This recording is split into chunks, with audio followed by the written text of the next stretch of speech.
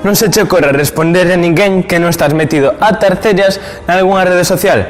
Recoñecer que non, como fan algúns que si poden, como Sergio Busquets, é o mesmo que dicir que estás morto. Ou peor, que pertences ao mundo dos fósiles.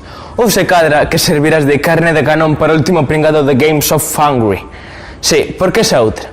Que fas ti nas redes sen a pedantería do uso de inglés? Sen ser ti inglés, nin gustarche inglés, absolutely. Todo está en Serga Millennium. O a pillas ou a fogas intentando comprender o milleiro de likes que te acaban de dar por un extrañísimo selfie en Instagram. No selfie sae a miña boa por trás saudando ca dentadura postiza no aire. Gracias, abuela. E se nunca as ven nos teus grupos de chat en WhatsApp? Date por pisotado nunha concentración de skaters dunha soa línea sobre todo o estómago como se foses unha vía do Albia. Ou abandonas o grupo eliminante como se estiveses na comisión investigadora do accidente de Angrois do 25 de xullo de 2015. Si, porque esa outra. As redes serven para amplificar en escala de Richter todas as tragedias. Que nos mancamos nun dedo, por veña a publicar que estamos camiño da UCI.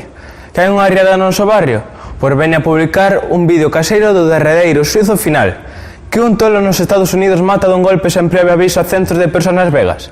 Pois ao pouco xa semella que ese pirado do rifle anda polo noso barrio, escapando da CIA, pasando pola Interpol, ata a nosa modesta policía local. E que ti serás o protagonista dunha nova traxedia mañá, onde ti estás no seu punto de tiro e mira. Ai, as redes, non prefiredes as redes de antes. Si, as de toda a vida, as marineiras, onde se pescaba de todo, incluído peixes, claro. Que importante eras para a tua vila, que as redes da tua barca cheas. E se non pescabas, xa che compensarían de alguna maneira ao chegar á costa, porque pescar sempre pescabas. Ou na o mar, ou na lonxa, ou na discoteca. Agora non é de extrañar que, aínda que teñas o mozo ou moza máis interesante da ría, abras un perfil falso en Mítico ou Badoo, mintas no teu perfil de idade e ala, a ligar como un tolo polo ciberespazo. E que a pouco xa confundimos sintonías, e zas, xa falamos con noso mozo ou moza como se baboseásemos con noso ligue virtual, e ao ligue virtual contámoslle que nos acaban de facer unha radiografía para unha ortodoncia de urxencia. E se queredes datos ou URL de todo o que vos estou dicindo, non hai máis que ir a San Google para ver que na página de Practical E-Commerce din que hai 74 redes para todo tipo de persoa e personaxe. É un paraíso virtual ao que ocorremos a 300 megas por segundo e ni precisamos levar casco. Pero xa caeremos de cu contra a realidade que nos fai dicir que son moi perigosas, porque as redes pódenos empreñar sen estar preñados. E falando das nosas redes, a PSP témola máis que esquecida. Desde que apareceu Classroom, o Moucho nesa páxina está máis só que Messi na selección argentina. A min, cando me falan das redes, digo, sí, onde se guardan os limóns, as laranxas, os berberechos, e dime, non, sociais. Sociais. E que queredes que vos diga? Eu dentro das ciencias sempre fui máis por bioloxía. A primeira rede da que vos vou falar é Facebook. Face, que cara, e book, que libro. Xa me diredes quen quere estar nunha páxina que se chama Cara Libro. Non a emprega nin Carles Puigdemont como último recurso para declarar a dependencia unilateral.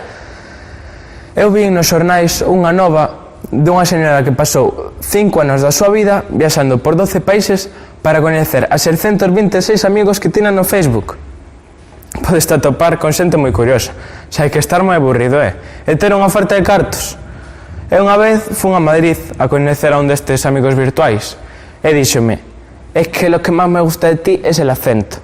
Eu, pois telo moi fácil, vai a Galicia que hai 3 millóns como a min. E despois está o WhatsApp, esa rede social onde podes enviar mensaxes ilimitadas gratis.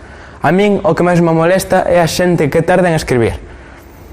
Eu regaleille polo Nadal a miña avoa un smartphone.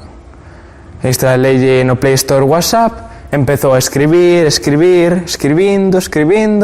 Cataluña xa se independizou, xa houve unha terceira guerra mundial, os mexicanos invadiron Estados Unidos, e vas a ter as mesmas ligas con Madrid. Ainda que, pensando mellor, eso non vai pasar, e menos se xogan en ligas distintas. Pero, sen dúbida, a rede social que máis éxito ten entre nós é Instagram. Que se fago un directo a tal hora, que se fago unha enquisa para que responda aos meus seguidores, que agora chámanse followers. Eu sigo-te, ti síguesme, isto parece unha película de espías. Eu sigo a Messi, en Instagram, claro. Se chego a seguir polo campo, volvome tolo e acabo a patadas como Pepe ou Sergio Ramos. E por último está o Twitter, esa rede social onde podes escribir o que queiras en menos de 280 caracteres, que antes eran 140, pero todo se actualiza. Esta rede onde hai máis postureo. Podes por todas as 6 da tarde, todos os días, vou ao meu ximnasio, e tan contento que quedas. Ainda que outras persoas, como Gerard Piqué, non empregan esta rede social como postureo, senón como arma para atacar aqueles que non lle caen ben. É que isto está indo xa demasiado lexos. Que ata Donald Trump lexisla por Twitter. De feito, a Terceira Guerra Mundial vai ser virtual. O norcoreano vai enviar o mísil en formato BMP, bala mortal de Pyongyang. Pero tranquilos que eu nunca vos vou tuitear. Co cabaleiro que son, sempre vos vou tratar de vostede. De que a próxima foi un placer participar en Flanks.